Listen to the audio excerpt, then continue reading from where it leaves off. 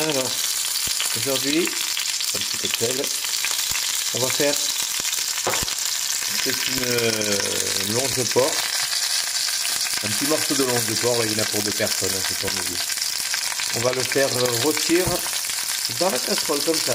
Petit rôti de porc, puis dans la petite casserole, avec des oignons, des carottes, des champignons, mais tout le temps dans la casserole. On n'aura pas besoin de mettre au four, donc on va suivre toutes les étapes au fur et à mesure. C'est très simple à faire et c'est excellent si c'est bien fait. Allez, à tout à l'heure.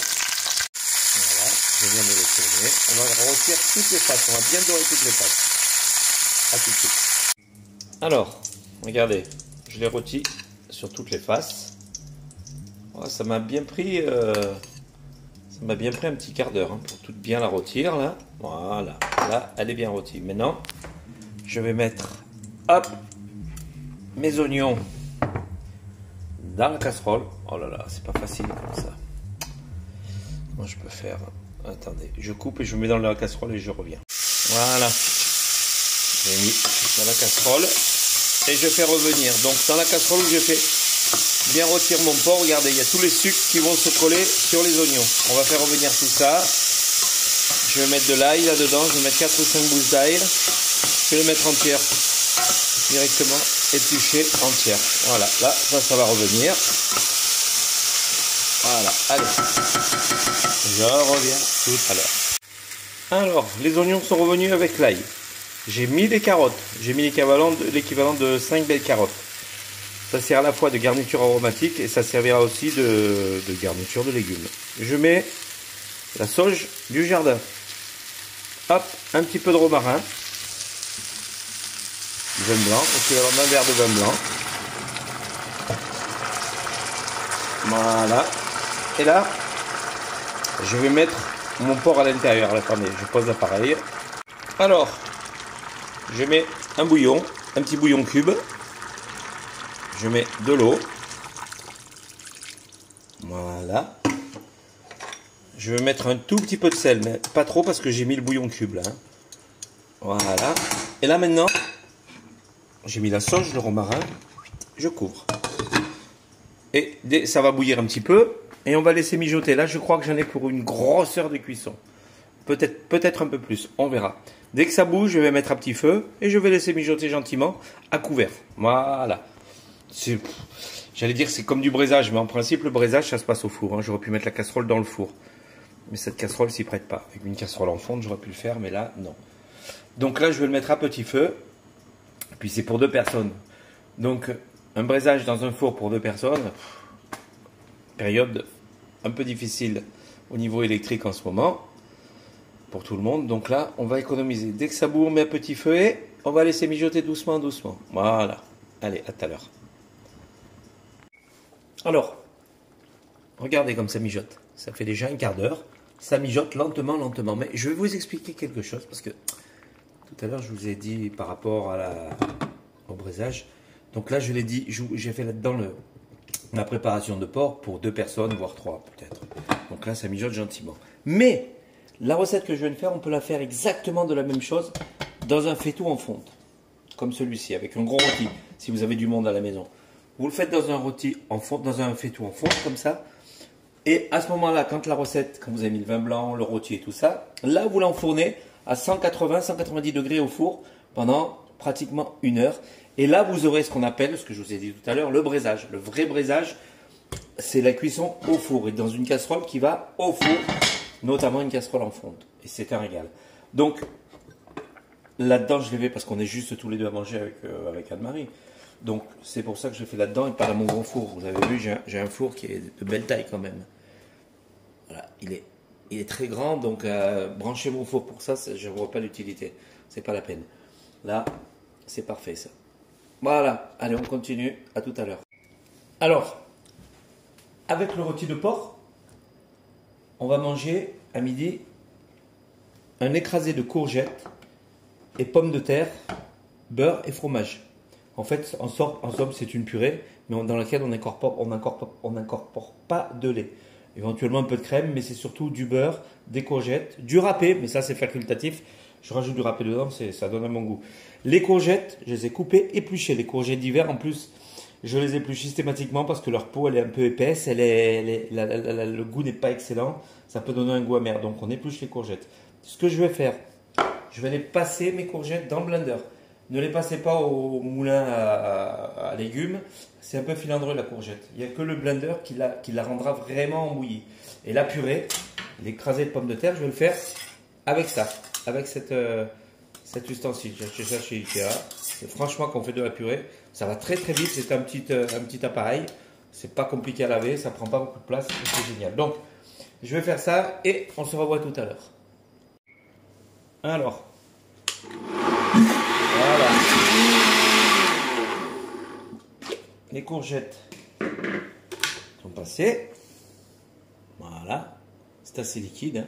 C'est très bien comme ça. Voilà. Je vais le verser là. Hop, regardez. C'est liquide. Hein. Donc idéalement c'est le blender qu'il ne faut pas le moulin, sinon il va vous rester des parties un peu filandreuses. Là, l'écrase patate, regardez comme c'est bien ça. Pouf. Donc la courgette étant liquide, la pomme de terre elle va faire le liant. Donc je ne donne pas de quantité en courgette, en pommes de terre. Vous dosez comme vous aimez. Là j'ai mis pratiquement autant de pommes de terre que de courgettes. Hein. J'ai mis 4 belles pommes de terre, 3 belles courgettes. Voilà. Hop. Voilà. Donc en été, on peut laisser la peau des courgettes, surtout si c'est des courgettes de Nice. Alors là, ouais. Mais là, non, en hiver, les courgettes ne sont pas terribles. Donc, je vous redis, pensez à les éplucher. Voilà, je fais ça. Alors, dans cette préparation-là, je vais rajouter simplement du beurre. Peut-être de la crème, je ne sais pas. En fonction de l'état liquide ou pas. Mais normalement, avec les pommes de terre, ça épaissit bien. Voilà. Donc, je finis ça et je reviens vers vous. Alors, hop, du sel. Voilà. Je sale. Voilà. Regardez, le mélange. Ça fait. Voilà. Donc, on n'a pas besoin de rajouter de lait, de liquide comme le lait, parce que la courgette est suffisamment liquide.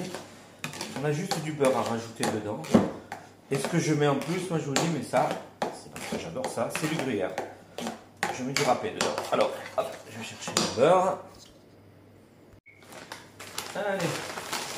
Alors, j'ai mis le beurre. J'ai mis pratiquement entre 80 et 100 grammes de beurre. Hein. Moi, le beurre, là-dedans, ça parfume énormément, c'est très bon, j'adore le beurre. Hein. Voilà. On va mettre le fameux râpé. Voilà. Donc ça, vous le faites le matin, hein, même à l'avance, après vous réchauffez le tout au micro-ondes, ça se réchauffe très bien au micro-ondes. Hein. Ça ne se congèle pas par contre. Il y a des choses qu'on peut congeler, mais ça... Voilà. Et franchement, là... courgettes, pommes de terre, beurre, fromage. Ah, c'est une tuerie. Maintenant, pour ceux qui aiment la crème, vous pouvez rajouter un peu de crème. Mais ça va la rendre un peu trop liquide après si vous mettez de la crème. Alors là...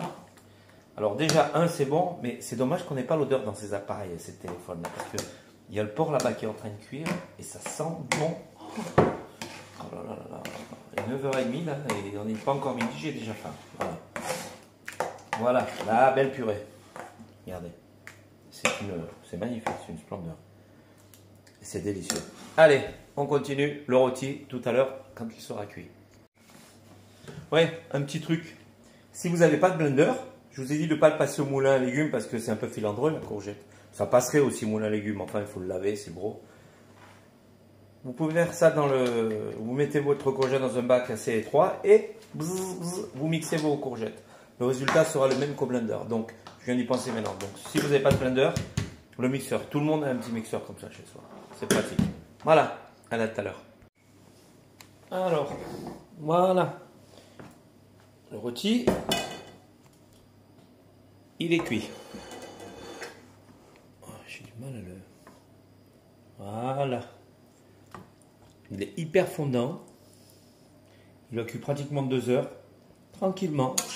Les petites carottes, les petits oignons, le jus qu'il y a avec. On pourrait le lier légèrement, le jus, mais je ne vais pas le lier. Je vais garder comme ça. C'est pas... En fait, c'est un jus, c'est pas une sauce. Donc maintenant, je vais le couper. Hop. Le mettre dans l'assiette. Alors. Oh, il est fondant. C'est chaud.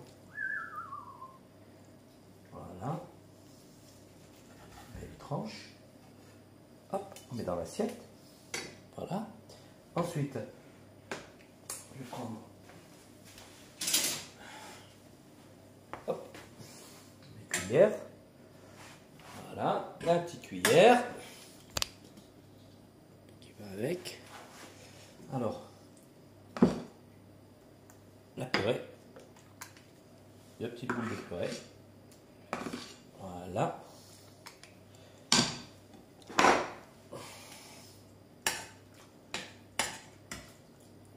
La sauce, les carottes. Non, je veux pas le... Hop, hop, le jus. Et voilà, et toc. Voilà. Et franchement, là, on a quelque chose de pas mal du tout. Voilà, le rôti. La purée d'écrasé de pommes de terre et de courgettes, beurre et fromage. Voilà, la petite purée qui est là. La sauce, voilà, on n'a plus qu'à se régaler. Et je vous garantis que c'est une pure merveille. La viande, elle est hyper fondante, donc je vous conseille vivement de faire ce petit plat, il est vite fait. C'est la cuisson qui est un petit peu longue, on n'a pas besoin de s'en occuper, vous mettez sur le coin du feu et voilà. Bon, ben voilà, prochaine vidéo. Au revoir, à bientôt, bon appétit à tous.